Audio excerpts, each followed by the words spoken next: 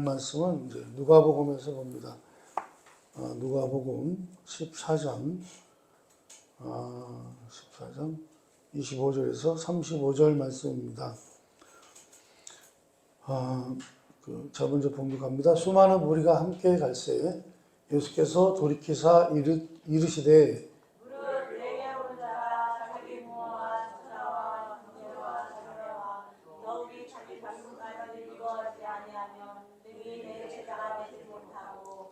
누구든지 자기 십자가를 지고 나를 따르지 않는 자도 능히 내 제자가 되지 못하리라. 너희들의 누가 남들을 세우고자 하는데 자기가 가진 것이 성공하기까지 거룩하지 먼저 알라. 그 의욕을 생각하지 아니하겠느냐. 그렇게 아니하여 그 기초만 쌓고 능히 이루지 못하면 보는 자가 다 비웃어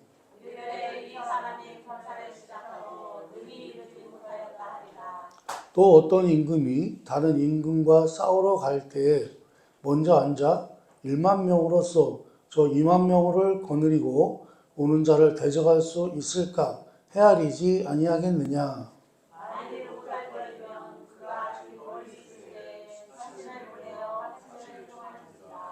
이와 같이 너희 중에 누구든지 자기의 소유를 버리지 아니하면 능히 내 제자가 되지 못하리라.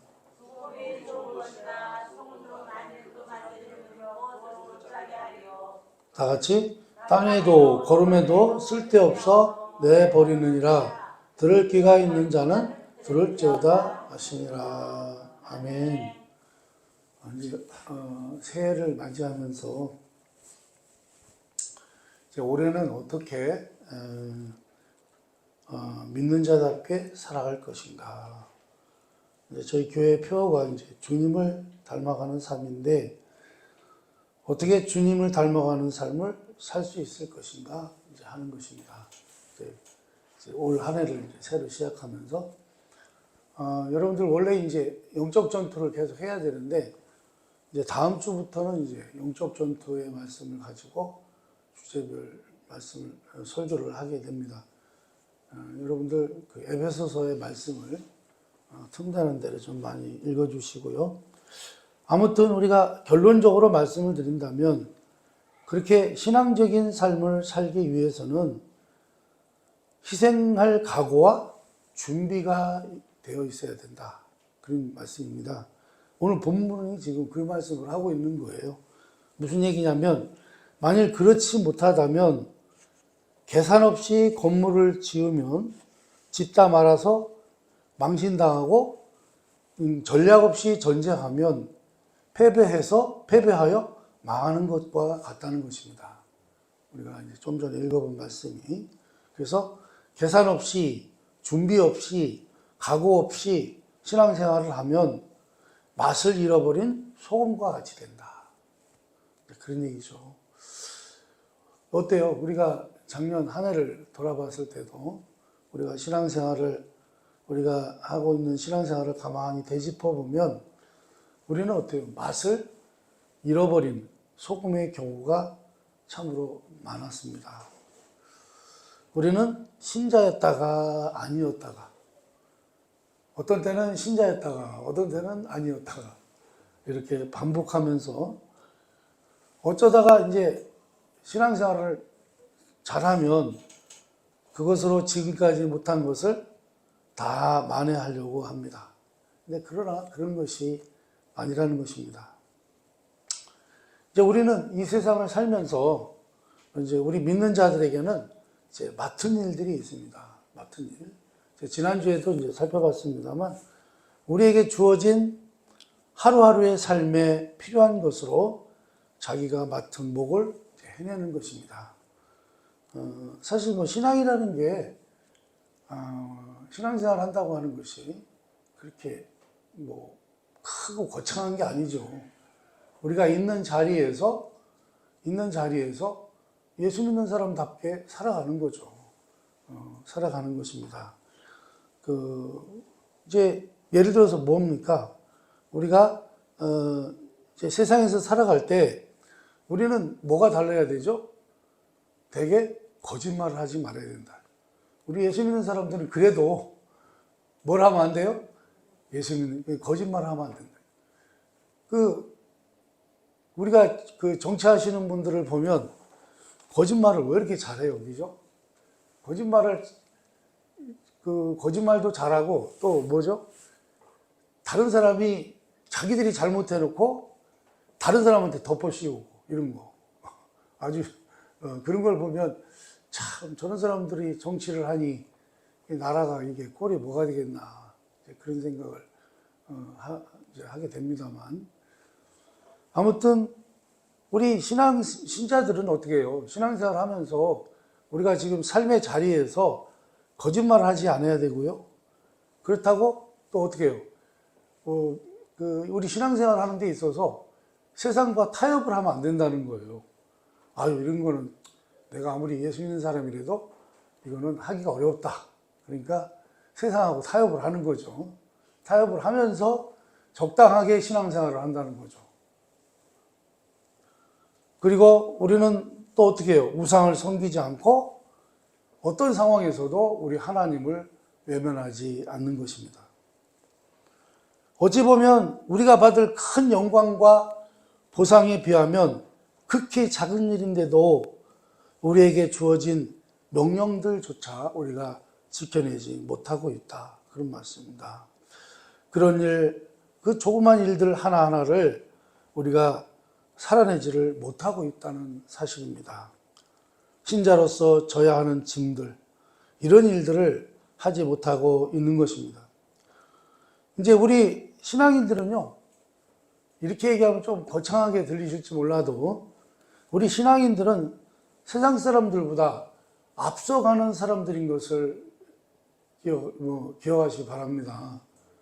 우리는 세상 사람들하고 달라요. 우리는 세상 사람들보다 앞서가는 삶을 살아야 하는 것입니다.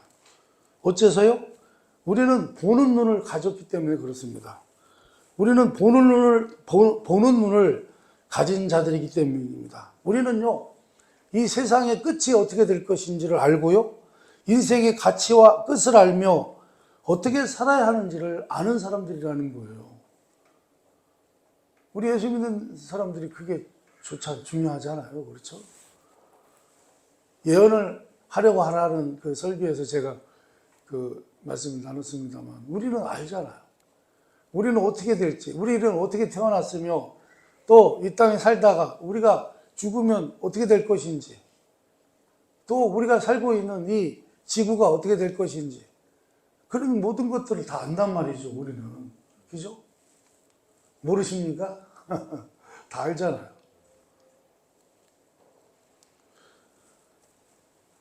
그래서 우리는 이 세상에서도 우리는 믿는 자로서 어떻게 살아야 되는지를 아는 사람들이라는 것입니다.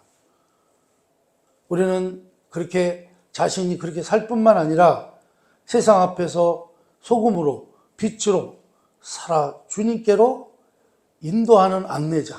그러니까 세상에 살면서요, 사람들 앞에 소금으로 빛으로 살아가면서 그들을 주님께로 인도하는 안내자의 삶을 살아야 된다는 거예요.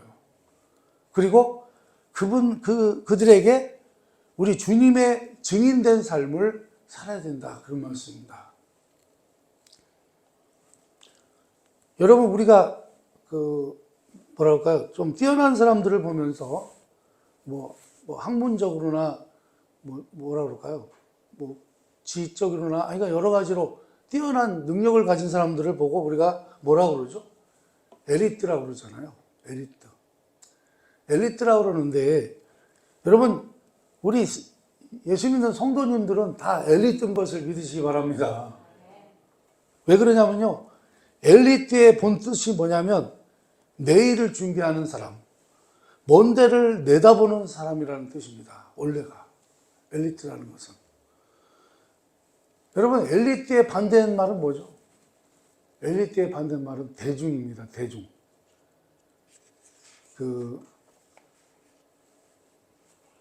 그럼 대중이란 무슨 뜻이냐?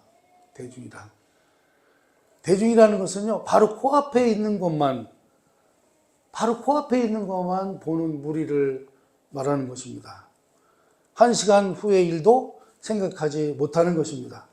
현재밖에 보지 못하고 지금의 필요 외에는 반응하지 못하는 자들을 뭐라 그래요? 대중이라고 한다. 여러분, 그래서 이제 엘리트를요, 우리가 다른 말로 이제 지도자라고 이제 할 수 있는데, 지도자로서 앞선다고 하는 것은 그 다음을 내다본다는 것입니다. 예를 들어서 지도자가 이제 같이 이 동료들하고 이제 사막을 걷게 됐습니다. 사막을 걸을 때는 어떻습니까, 여러분? 목이 아무리 말라도 가진 물을 한꺼번에 다 마실 수가 있나요, 없나요? 먹으면 안 되죠. 그러니까 우리 갈 거리를 생각해서 그 물을 나눠서 먹어야 되겠죠. 그러니까 죽지 않을 정도만 조금씩 먹고 가야 되겠죠. 자, 그런데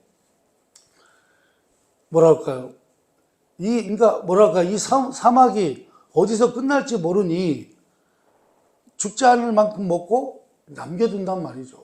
조금씩 이제 먹어야 되는데, 그러나 대중은 뭐라 그래요? 거기다 대고 대중은 이렇게 얘기한다는 얘기죠. 지금 목이 마르니 어떻게 해요? 우선 마시고 보자. 이렇게 한다는 거예요. 앞을 내다보지 못하는 그런 자는 어떤 사람입니까? 어리석은 사람이라 그런 말씀입니다. 지금 목말라 죽을 것 같아서 내가 죽으면 그만인데 왜 그 물을 남겨놓는가? 그러면서 뭐라고 또 억지를 부리냐면요. 너 그거 아꼈다가 팔아먹으려고 하지? 이렇게 하면서 억지를 부린다는 거예요. 누가? 대중이.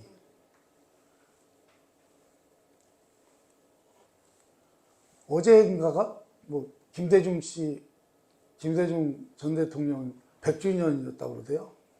100살이 했던가 봐요. 그래서 거기 많은 사람들이 모여서 그 뭐라 그러나요? 뭘 했다고 그러대요. 100주년 기념 행사를 했다고 그러던데. 아무튼 여러분 어때요? 지도자라고 하는 것은요, 이런 것들을요 어떻게 해요? 그렇게 억지를 쓰고 그런 욕을 먹어도 어떻게 해요? 그거를 감수할 수밖에 없다는 거죠. 그것을 설명을 해도, 야, 이걸 지금 우리가 다 먹어버리면 우리가 이 사막을 가지 못하고 다 죽는다. 그렇게 설명을 해도 대중은 어떻게 해요? 못 알아듣는다는 거예요. 그러니 이 지도자라고 하는 사람이 에이, 이게 하다 안 되니까 에라 모르겠다. 그래, 다 먹어버리자. 하고 다 먹어버리면 어떻게 됩니까? 다 마셔버리면 어떻게 돼요? 그는 지도자가 아니라 그런 말씀입니다. 그래서 지도자란 이런 것들을 감수해야만 한다. 그런 말씀입니다. 이것은 부정적으로 보면 고통이요, 외로움이요, 짐이지만 적극적으로 말하면 그가 가진 고귀한 신분이며 영광된 자리라. 그런 말씀입니다. 신자로 이야기하면요, 하나님 앞에 맡은 고귀한 자리라. 그런 말씀입니다. 그러니까 신자가 그렇다는 거예요. 신자가. 그 고통과 짐을 내용으로 따져서 외로움과 고독을 즐겨야 한다. 그런 말씀입니다. 그런데요, 신자들 중에는 이런 이 즐거움을 누릴 줄 아는 사람이 거의 없다. 안타깝게도 그렇다는 거예요. 그래서 우리는 이 세상에서 신자로서 살고 그 책임을 감내하려면 외로움과 몰이에 아까 그 물 아꼈다가 팔아먹으려고 하지. 그런 억지 소리를 듣는 그런 몰이에 속에서도 어떻게 해요? 그런 것들을 당연히 받아들여야 되는 고통으로 여겨야 한다. 그런 말씀입니다. 그런데 우리가 하는 기도는 뭐예요?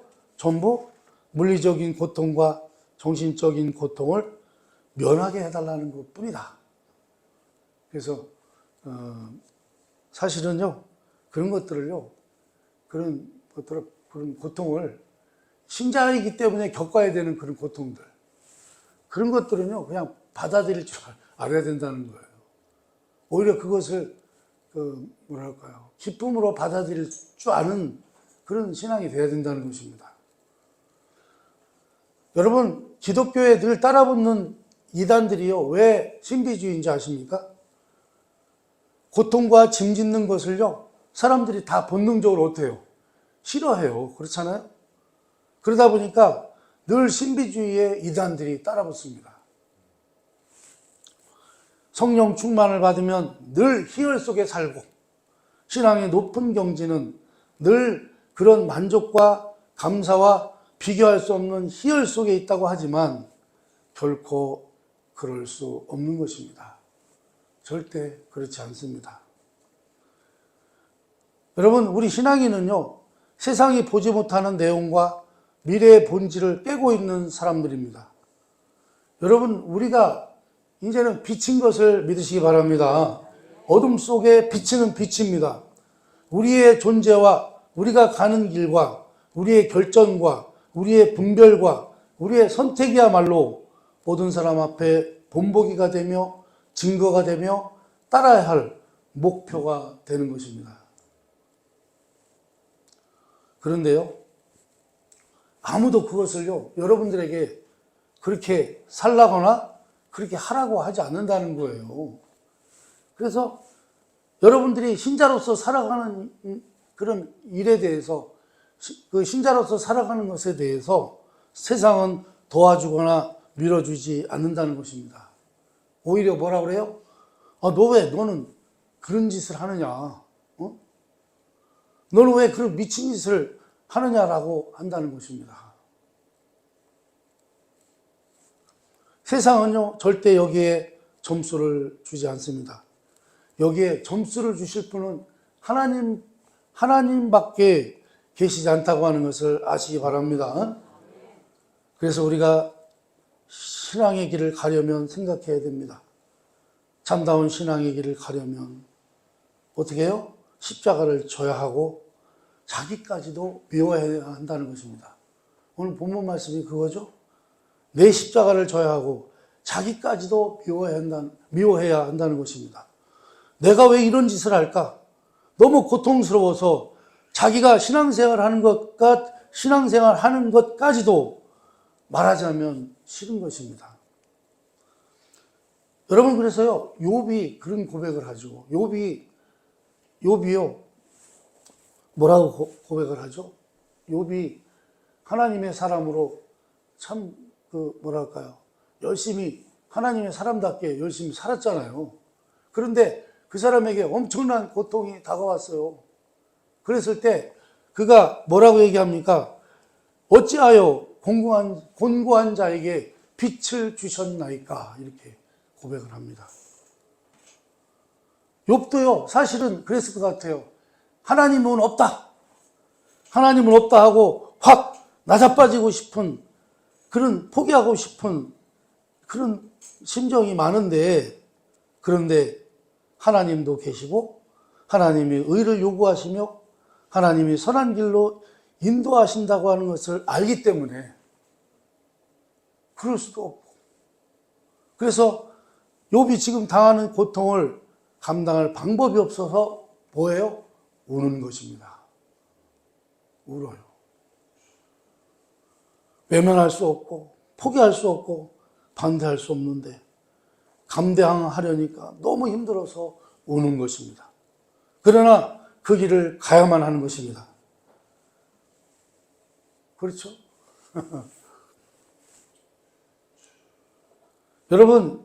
여러분에게요, 비장해지거나 처절해지라는 것이 아닙니다.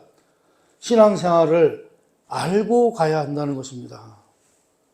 신앙생활이라는 게 진짜 신앙생활이 뭔지를 알고 가야 된다는 거예요. 맨날 예수 믿으면 복 받는다. 이 잘못된 신앙을 가지고 가면 큰일 난다는 거예요.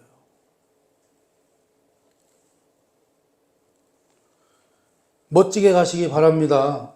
모두의 박수와 이해 속에서 대접받으며 가리라는 생각을 하지 마시기 바랍니다.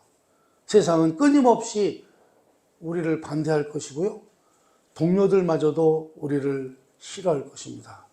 그 모든 것을 감내해야만 합니다. 여러분, 우리 예수님은 어떻습니까? 우리는 사실 우리 예수님 가신 길을, 오늘 제목이 그건데요. 우리 예수님이 가신 길을 우리도 가야 되는 삶이라는 거죠. 우리 예수님은 당신의 길을 가셨죠. 그분이 가신 길이 뭐죠? 그분이 왜 이 땅에 오셔서 어디를 가셨어요? 우리를 구원하시려고 가셨잖아요. 그분이 가신 길은 우리를 구원하시고자 했던 길이에요.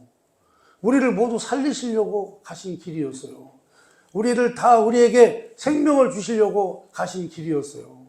다 죽을 수밖에 없고 지옥 갈 수밖에 없는 우리를 살리시려고 가신 길이었습니다. 그랬는데 어떻게 해요? 예수님의 제자 가룟 유다는 어떻게 해요? 스승이신 그 예수를 어떻게 해요? 팔아먹었잖아요. 그 길을 못 가게 하려고. 수제자인 베드로는 어떻게 했습니까? 다 굴기 전 3번이나 예수님을 어떻게 했어요? 3번이나 부인하고 저주하고 우리 예수님의 가슴에 결정적인 못을 박았습니다. 그럼에도요, 우리 예수님은 그 길을 걸으셨습니다. 그렇죠? 예수님이 그 가신 길을 포기할 수가 없잖아요. 에라이, 내가 더러워서 못 해먹겠다. 이라고 포기하셨더라면 어떻게 됐겠어요? 우리 예수님은 당신이 우리를 구원하고자 하셨던 그 길을 더벅더벅 가셨다, 그런 말씀입니다. 그리고 그 길은요, 우리 예수님만이 걸으신 길이 아니고 우리에게도 요구되는 길이라는 것입니다. 그것이 신자의 길입니다. 만약에 여러분들이 그 길을 걸으면요, 여러분은 많은 열매를 얻고 하나님은 여러분들을 통해서 영광을 받으실 것입니다. 그래서요, 사람들은요, 그러니까 이 신자의 길을 간다는 게 얼마나 어렵기도 하지만 얼마나 중요한 일인가. 사람들은 여러분 때문에 길을 발견하게 될 것이고 빛을 보게 될 것이고 우리를 인도하시는 하나님의 손길을 만나게 될 것이라, 그런 말씀입니다. 이것이 성경이 우리에게 요구하는 신자된 책임이요, 짐이며 자랑이며 영광이며 우리만이 해낼 수 있는 특별한 책임들이라는 것입니다.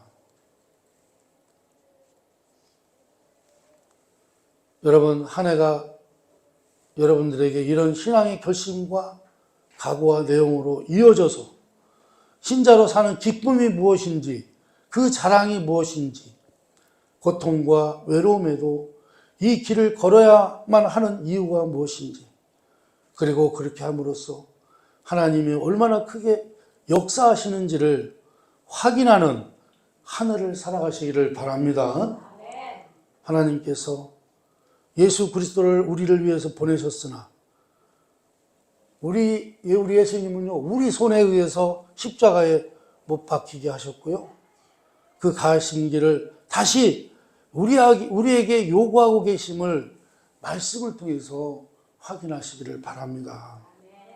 이제 우리가 해야 할 일은 분명합니다. 무엇입니까? 자기를 부인해야 하고요, 자기 십자가를 져야 하는 것입니다. 우리는 모두가 인정하며 모두에게 박수받는 그런 세상의 만족과 형통한 길이 아니라 세상이 반대하고 세상이 길을 쓰고 말리는 길을 걸어야 한다, 그런 말씀입니다. 그러나 그 길은 우리를 늘 반대하고 방해하고 혹독하게 대하지만 그 길이 십자가의 길이며 생명을 낳는 길이며 하나님의 은혜와 능력이 드러나는 길이며 그렇게 해야만 하나님 나라가 확장되는 길임을 말씀 안에서 우리는 다시 확인을 하게 되는 것입니다. 그래서 결론은 그거죠. 올 한 해에는 주님께서 걸어가신 이 길을 걷는 삶을 살아내시기를 주님의 이름으로 축원합니다. 기도하겠습니다.